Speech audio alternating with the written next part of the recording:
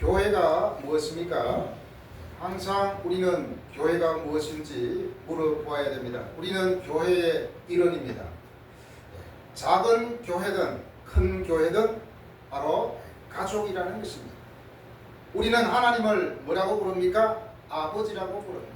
그렇기 때문에 교회는 가족 공동체입니다. 그리고 우리가 기억해야 할 것은 작든 크든 교회는 우주적이라는 것입니다. 사람이 인체를 우주의 축소판이라고 하지 않습니까?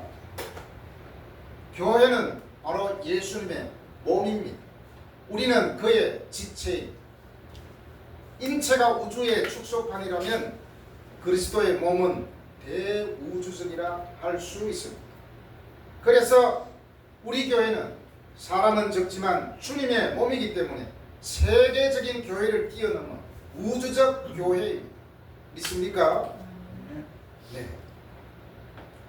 지난주에 그리스도인이 자신이 그리스도임을 증명할 수 있는 것은 하나님의 계명을 지키는 것이라 했습니다.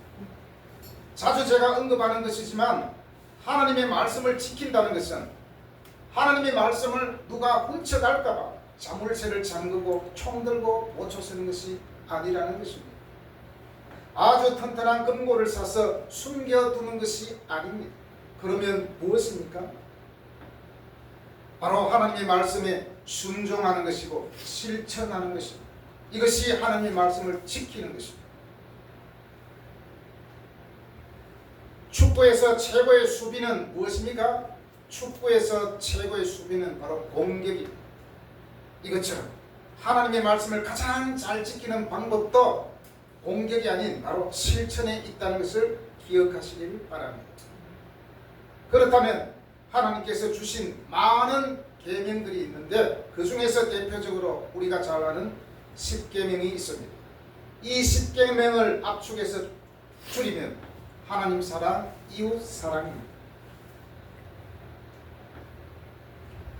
사도 요한은 7절에서 새 계명을 너희에게 쓰는 것이 아니라 너희가 처음부터 가진 옛 계명, 너희가 들은 말씀이라 그렇게 언급하고 있습니다. 여기서 옛 계명은 우리가 이미 귀가 닳도록 들었고 알고 있는 것을 말합니다. 예수님은 내 마음을 다하고 뜻을 다하고 힘을 다하여 내 하나님 여호와를 사랑하라. 신명기 6장 5절에 나오죠. 이것을 재차 언급하셨습니다. 그리고 레위기 19장 18절에 보면 내 이웃 사랑하기를 내 자신과 같이 사랑하라. 자신을 사랑하듯이 이웃을 사랑하라. 예수님은 구약의 말씀을 가장 큰 계명으로 제시하셨습니다. 그런데 8절에서는 다시 내가 너희에게 새 계명을 쓴다 라고 말합니다. 여기서 말하는 새 계명이 무엇입니까? 이웃 사랑은 오래된 계명이면서 동시에 새로운 계명입니다. 이 사랑은 인간의 역사만큼 오래된 사랑입니다. 이 오래된 사랑은 매 경험마다 새롭게 된다는 것입니다. 이것은 구약 성경에 계시된 계명이기에 오래된 계명이 되었지만 예수 그리스도를 통하여서만 온전히 실현되어 그분의 모범을 따라 믿는 자들의 삶 속에 실현되기에 새로운 계명이기도 합니다. 동시에 새로운 이유는 그리스도의 가르침의 초석이 되었고 그리스도 안에서 끊임없이 새롭게 되기 때문입니다. 새 계명을 쓴다고 말하는 이유를 사도 요한은 이는 어둠이 지나고 참빛이 비침이라 그렇게 언급하고 있습니다. 참빛 대신은 예수 그리스도께서 오셨기 때문에 그 계명은 새 계명이며 예수님이 말씀하는 이웃 사랑입니다. 구약에서는 내 이웃을 내 자신처럼 사랑하라였다면 주님께서는 친히 서로 사랑하라는 계명을 새 계명으로 선포하셨습니다. 내가 너희에게 새 계명을 주노니 너희는 서로 사랑하라. 내가 너희를 사랑한 것 같이 너희도 서로 사랑하라. 바로 주님이 우리를 사랑한 것처럼 너희도 사랑하라는 것입니다. 우리는 사랑받았기 때문에 또 다른 사람에게 사랑을 베풀라는 것입니다. 너희가 서로 사랑하면 모든 사람이 너희가 내 제자임을 알게 되리라. 예수님께서 말씀하셨습니다. 제자의 가장 큰 특징은 바로 사랑하는 것이라 할 수 있습니다. 사랑의 계명 자체에만 있는 것이 아닙니다. 새롭게 된 것은 바로 사랑의 크기에 있습니다. 내가 너희를 사랑하는 것 같이 너희도 사랑하라. 기독교 시대 이전에는 이처럼 큰 사랑이 요구된 적이 없었습니다. 이제부터 이 사랑은 제자의 삶의 필수적인 조건이 되었고 제자의 특징이 되었습니다. 이 참된 사랑은 빛의 권세와 정오가 여전히 지배하는 어둠의 권세를 구별하게 해주는 것입니다. 요한은 형제에 대한 사랑을 말합니다. 이웃을 말하지 않고 형제를 말하는 것은 무엇입니까? 이웃을 사랑하기 전에 형제를 사랑해야 된다는 것입니다. 이 형제는 혈육의 형제가 아닙니다. 가족 공동체인 교회의 형제입니다. 지금은 청년들이 교회에서 어떻게 부를지 모르겠지만 대부분 형제님, 자매님이라고 부르잖아요. 왜 형제님입니까? 왜 자매님입니까? 가족 공동체이기 때문에. 바로 이것은 예수님께서 초대 그리스도인 공동체에 주신 계명입니다. 예수님은 단순히 사랑하라고 말씀하신 것이 아닙니다. 죄인을 용서하셨고 원수까지 사랑하셨고 십자가에서 자신을 내어주셨습니다. 그래서 내가 너희를 사랑한 것 같이 너희도 서로 사랑하라. 사랑은 상호작용이 있어야 됩니다. 일방적으로 사랑하는 것은 하나님만이 할 수 있는 것입니다. 우리는 서로 사랑해야 됩니다. 로마서 5장 8절에서 말씀합니다. 우리가 아직 죄인 되었을 때에 그리스도께서 우리를 위하여 죽으심으로 하나님께서 우리에 대한 자기의 사랑을 확정하셨느니라. 예수님은 바로 십자가의 사랑으로 자기의 사랑을 완전히 도장 찍었다는 것이죠. 우리에게 새 계명은 바로 예수님의 십자가 사랑입니다. 이 옛 계명은 예수님 안에서 살아 움직이는 현실이 되었습니다. 사랑은 더 이상 글에 기록된 명령이 아닙니다. 바로 예수님의 삶과 십자가를 통해서 나타난 실제가 되었습니다. 그 실제를 우리가 경험했고 우리는 주님의 사랑을 받은 자이기 때문에 우리도 현실에서 우리의 삶에서 그 사랑을 실천할 때에 우리는 진정 하나님의 제자인 줄로 믿습니다. 바로 가장 최고의 사랑은 십자가의 사랑입니다. 이 십자가의 사랑은 영원한 생명을 주는 사랑이기 때문에 십자가의 사랑은 단순히 감동을 주는 그런 사랑이 아닙니다. 죄와 죽음의 문제를 해결하여 우리에게 생명을 주는 사랑입니다. 그래서 사랑의 계명이 예수님 안에서 완전히 드러나고 성취되었습니다. 그래서 예수님은 십자가에 숨을 거두시기 전에 다 이루었다라고 말씀하셨습니다. 하나님이 요구하시는 율법을 예수님께서 다 완성했습니다. 바로 주님의 사랑이 있기 때문입니다. 그런데 오늘 말씀해 보니까 문제가 생겼습니다. 빛 가운데 있다는 주장은 형제를 사랑하는 행함으로 입증되어야 되지 않습니까?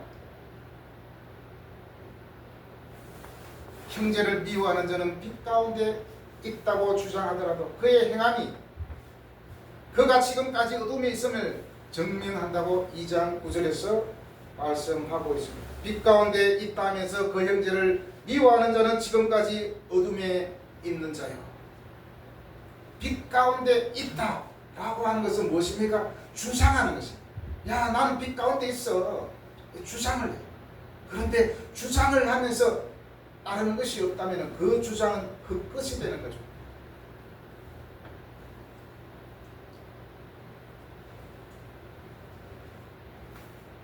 현실은 그렇지 않으면서 주장하는 것은 주장과 현실의 불일치라고 할 수 있습니다. 우리가 주님은 사랑이에요. 나는 주님의 사랑을 받았어요. 우리가 주장하려면, 하나님의 살아계심을 주장하려면 우리의 삶이 밑받침될 때 비로소 다른 사람에게 증명이 되어지는 것이죠. 어둠은 하나님으로부터 멀어진 모든 사람을 특징 짓는 요소입니다.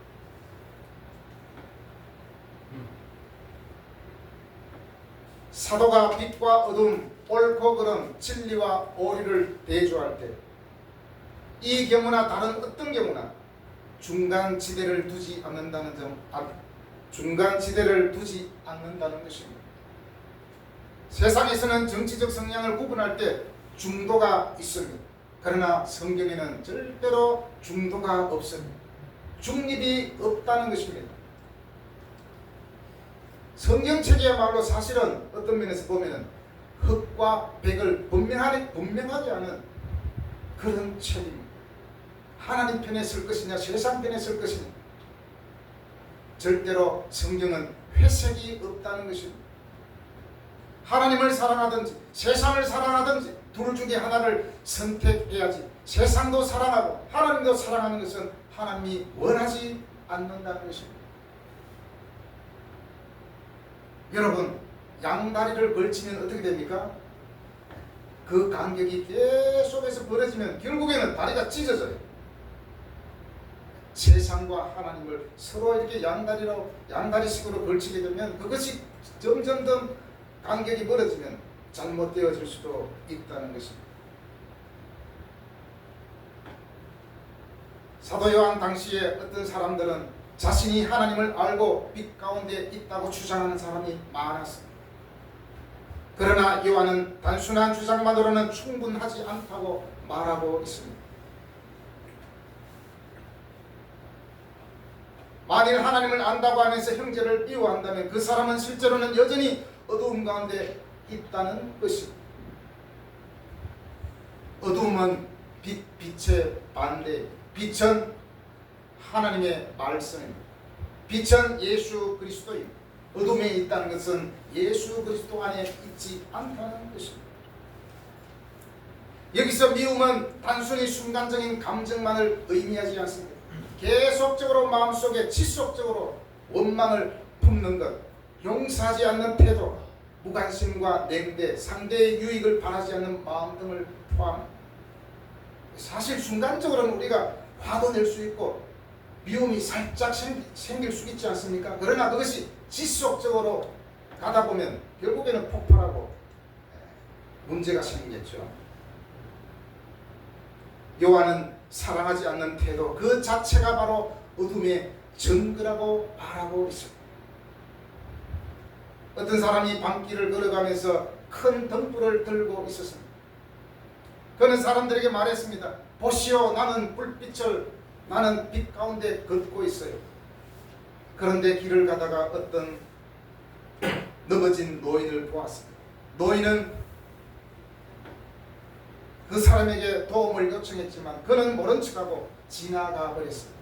조금 더 가다가 길을 잃은 아이를 만났지만 귀찮다고 외면했습니다. 그 모습을 본 또 다른 사람이 이렇게 말했습니다.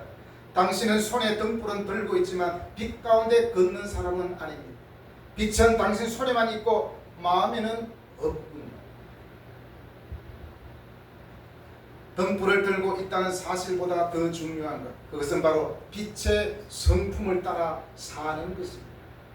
내가 그리스도의 빛을 들고 살고 있다면 내 마음도 그리스도의 빛으로 가득하여서 다른 사람들에게 비추어 줄 수 있어야 된다는 것입니다. 하나님은 빛이시며 우리가 아무리 나는 하나님을 믿어요, 나는 빛 가운데 있어요 말해도 형제를 미워하고 외면한다면 그 빛은 삶 속에서 나타나지 않을 것입니다. 바로 이런 그리스도인은 사실은 어둠에 있는 자라고 오늘 말씀에서 보여주고 있습니다. 어둠에 있다는 것은 무엇일까요? 단순히 기분이 우울하거나 어려움을 겪고 있다는 뜻이 아닙니다. 영적으로 하나님과 멀어진 상태를 의미합니다. 영적으로 하나님과 멀어질 때 조금만 어려움이 생기면 어떻게 됩니까? 하나님을 원망합니다. 이것이 자라서 사람들에게도 원망하게 되고 미워하게 되고 불평하게 되는 것입니다. 바로 미움은 나의 영혼을 녹이는 소스가 되는 것이죠. 미워하다는 이 말은 성경 언어로 미세오라는 말입니다. 좀 이상하지 않나요? 미세오. 이 미세오는 정오하다, 혐오하다라는 뜻도 있습니다. 사도 요한은 요한일서 1장 4절에서 분명히 예수님에 대해서 보고 들은 것은 우리의 기쁨이 충만하게 하기 위해서 썼다고 했습니다. 그런데 우리는 하나님과 교제를 하지 않았기에 기쁨보다는 늘 불안하고 늘 염려하게 됩니다. 그리고 자신을 정오하게 됩니다. 이것이 발전하면 파괴적인 성격으로 발전하게 됩니다. 당연히 이 마음이 다른 사람에게 사랑으로 나타날 수가 없는 것이죠. 여러분, 무엇보다도 우리는 우리 자신을 사랑하십시오. 우리는 각자 존귀한 존재입니다. 찬양에도 있지 않습니까? 당신은 사랑받기 위해 태어난 사람. 내가 사랑받기 위해 태어난 사람이라면 형제도 자매도 다른 사람도 분명히 사랑받기 위해 태어난 사람. 그렇기 때문에 그 누구도 미워할 수 없습니다. 서로가 우리는 존귀한 존재입니다. 물론 우스갯소리지만 미워하다의 발음 미세오잖아요. 누군가를 싫어하고 미워할 때 어떻게 됩니까?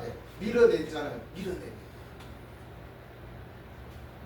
우리에게 누가 싫어하는 음식을 건네면 나 먹기 싫어하고 밀어내잖아요. 마치 이 미워하다는 것은 밀어내는 거예요. 교회에 어떤 흐름한 옷을 입고 왔을 때 당신은 우리 교회에 들어오지 마시오. 밀어낸다면 어떻게 됩니까? 그 사람은 가면서 에라이 하고 가지 않겠습니까? 불과 백년 전만 해도 미국에는 흑인 백인 교회가 따로 있죠. 흑인이 백인 교회 오면은 못 오게요. 미워한다는 걸 바로 이렇게 미는 게 아닌가. 미움이 가득한 사회는 타락한 사회의 특징이라 할 수 있습니다. 미움과 정오가 사회를 장악하고 있다면 그 사회는 분명히 건강하지 못한 사회입니다. 미움이 가득한 가정은 어떤 가정이죠? 바로 엮이는 가정이라 할 수 있습니다. 이 가정은 불행한 가정입니다. 또 미움이 가득한 교회라면 하나님을 사랑하지 않고 하나님과 멀어진 결과이고 사실은 지금까지 어둠에 있다라고 알 수 있습니다. 그래서 교회는 가족 공동체에 가장 필요한 것 바로 서로 사랑하는, 형제를 사랑하는 마음입니다. 요한은 형제를 사랑하는 자는 빛 가운데 거하여 자기 속에 그리낌이 없다라고 말하고 있습니다. 그리낌이 없다. 이 그리낌이 없다는 것은 무슨 뜻입니까? 앞에서 제가 교회는 가족 공동체라고 말씀드렸습니다. 가족에게 가장 필요한 것은 바로 서로 사랑하는 것입니다. 이것은 가족으로서의 의무이죠. 가족으로 혈육으로 맺어졌기 때문에 가족은 의무적으로 사랑해야 됩니다. 또 가족은 연대 책임과 의무가 따른다는 것입니다. 자식이 잘못되어 가는데 부모가 가만히 있겠습니까? 자식이 다쳤는데 부모가 가만히 있습니까? 부모님이 다쳤는데 자식이 가만히 있겠습니까? 온 가정이 힘을 합쳐서 의무를 다하지 않겠습니까? 이 사랑은 바로 가족의 결속력입니다. 가족이 사랑을 빼버리면 엮이는 가정이 되지 않습니까? 남녀가 연애를 할 때는 의무나 책임감보다도 열정이 앞섭니다. 그러나 가정을 이루게 되면 어떻게 됩니까? 책임과 의무가 발생합니다. 부부로 가정이 엮여졌다면 이제는 의무와 책임을 다해야 되겠죠. 서로에게 책임과 의무를 다할 때 자녀들이 행복하게 자라고 그 가정은 건강한 가정이 되는 것입니다. 교회도 마찬가지입니다. 교회도 역시 하나님 말씀에 근거하여 서로 사랑할 때 건강한 공동체가 됩니다. 이것을 기반으로 결속력을 다지게 됩니다.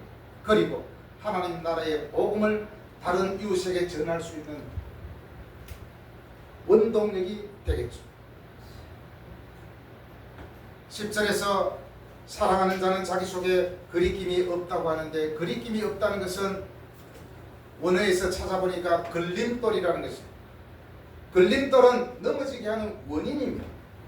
그리고 올가미와 죄의 원인이라는 뜻도 있습니다. 곧 형제를 사랑한다는 것은 이러한 걸림돌, 오가미, 죄의 원인이 없다는 것입니다. 내 앞에 걸림돌이 없고 올가미가 없고 죄의 원인이 다 제거되어 있기 때문에 우리의 삶은 그야말로 형통한 삶이 되겠죠. 그렇기 때문에 형제를 사랑하는 것은 우리 앞에 걸림돌, 올가미와 죄의 원인이 되는 것을 다 치워버렸다는 것입니다. 로마서 14장 13절에서 말씀하고 있습니다. 그런즉 우리가 다시는 서로 비판하지 말고 도리어 부딪힐 것이나 그칠 것을 형제 앞에 두지 아니하도록 주의하라. 걸림돌을 없애버리라는 것입니다. 혹시 여러분에게 끄리낌이 있고 걸림돌이 있다면 예수님이 우리에게 주신 사랑과 사랑의 계명을 지킴으로 싹 없어지기를 바랍니다. 여러분의 행동을 결정짓는 것은 무엇입니까? 사실은 딱 두 가지로 요약할 수가 있습니다. 누군가를 미워해서 행동을 결정하고 누군가를 사랑해서 행동을 결정하게 되는 것입니다. 만약에 미움이 행동을 결정하게 된다면 그 사람들은 어둠에 살아가고 있다고 할 수 있습니다. 그들은 영적으로 눈이 멀어 잘못된 일을 합니다. 그래서 로마서 13장 12절에서 말씀합니다. 어둠의 행실을 벗어버리라. 그리고 데살로니가전서 5장 5절에서 말씀합니다. 우리는 밤에 속한 자도 아니요 어둠에 속한 자도 아니다. 그리고 고린도후서 6장 14절 빛과 어둠이 어찌 사귀겠느냐. 어둠과 빛은 절대로 섞일 수가 없습니다. 그것처럼 사랑과 미움은 결코 섞일 수가 없습니다. 11절에서 형제를 미워하는 자는 어둠에 있고 또 어둠에 있고 갈 곳을 알지 못한다고 그렇게 말합니다. 1장 6절을 한번 보도록 하겠습니다. 1장 6절 다 같이 큰 목소리로 한번 읽어보겠습니다. 1장 6절 시작. 만일 우리가 하나님과 사귐이 있다 하고 어둠에 행하면 거짓말을 하고 진리를 행하지 아니함이거니와. 아멘. 뒤에 보면 갈 곳을 알지 못한다 그런 내용이 있네요. 갈 곳을 알지 못하는 것은 진리를 행하지 않는다는 것입니다. 그리고 1장 8절에 보면 진리가 우리 속에 있지 아니할 것이다 라고 말씀합니다. 분명히 예수님께서는 진리가 너희를 자유케 하리라고 말씀하셨습니다. 그런데 진리가 없으니 당연히 어디로 가야 할지 몰라 갈 곳을 알지 못해 방황하게 되는 거죠. 최백호의 노래 가운데 있잖아요. 내 마음 갈 곳을 잃어. 혹시 여러분도 내 마음 갈 곳을 잃어 갈 길을 알지 못하지 않습니까? 그것은 말씀에 비추어 봐야 될 것입니다. 이 세상에서 가장 불쌍한 사람이 누굴까요? 바로 갈 길을 잃은 사람입니다. 이제 나는 내 인생이 어떻게 되지? 내가 죽으면 어디로 가지? 갈 곳을 잃은 사람. 형제를 미워하는 마음은 어둠에 있는 것인데 이것이 눈을 멀게 하여 갈 곳을 잃었다라고 말씀합니다. 만약에 우리가 갈 곳을 잃을 방황하지 않기 위해서는 어떻게 해야 됩니까? 우리 속에 기쁨이 충만하기 위해서는 하나님과 교제할 것을 사도 요한은 말하고 있습니다. 교제는 하나님의 말씀만으로 가능합니다. 그래서 우리는 부지런히 하나님의 말씀인 성경을 읽어야 돼요. 그리고 이 말씀을 깊이 생각해야 돼요. 이것을 제대로 하지 않기 때문에 교회가 위험해지는 것입니다. 성경은 바로 우리가 이곳저곳 어디로 가야 될지 몰라 할 때 갈 길을 일러주는 것이 바로 성경입니다. 우리의 방향을 알려준다는 것입니다. 여러분, 빨리 달려가는 것보다 더 중요한 것은 바로 방향입니다. 열심히 달려가는데 절벽이면 어떻게 되겠습니까? 우리 인생의 방향을 제대로 알려면 바로 하나님의 말씀을 읽어야 돼요. 하나님과 교제해야 돼요. 그래서 우리 마음에 기쁨이 충만해야 됩니다. 그리고 이것을 뛰어넘어 하나님 말씀에 순종하여 지켜야 합니다. 이것이 우리의 살 길입니다. 교회가 새롭게 되는 길입니다. 우리의 신앙은 절대로 주장으로 끝나지 말아야 됩니다. 그 주장이 우리의 삶을 통하여 적극적으로 나타나야 된다고 오늘 말씀에서 우리에게 들려주는 교훈입니다. 로마서 5장 5절에서 말씀합니다. 우리를 부끄럽게 하지 아니하면 우리에게 주신 성령으로 말미암아 하나님의 사랑이 우리 마음에 부은 바 됨이니. 여기서 부었다는 것은 단순히 붓는 것이 아니라 그냥 경상도 말로 셀이 붓는 것입니다. 넘치도록. 여러분, 우리에게 하나님께서 예수님을 통하여 사랑을 우리 속에 넘치도록 부어주셨습니다. 넘치도록 부어주셨다는 것은 그렇게 하기 위해서 넘치도록 부어주셨다는 거예요. 즉 하나님의 사랑은 흘러야 돼요. 하나님의 은혜는 많은 사람들에게, 형제에게, 또 나아가서 이웃에게 흘러가야 합니다. 그 사랑으로 남은 우리의 삶도 힘차게 살아가는 여러분이 되기를 바랍니다. 그 사랑으로 여러분 용기를 내십시오. 다시 힘을 내십시오. 그리고 그 사랑을 많은 사람들에게 나눠줄 수 있는 믿음의 사람이 되시기를 예수님의 이름으로 축원합니다. 아멘. 기도하겠습니다. 아버지 하나님 감사합니다. 태초부터 하나님의 사랑의 발로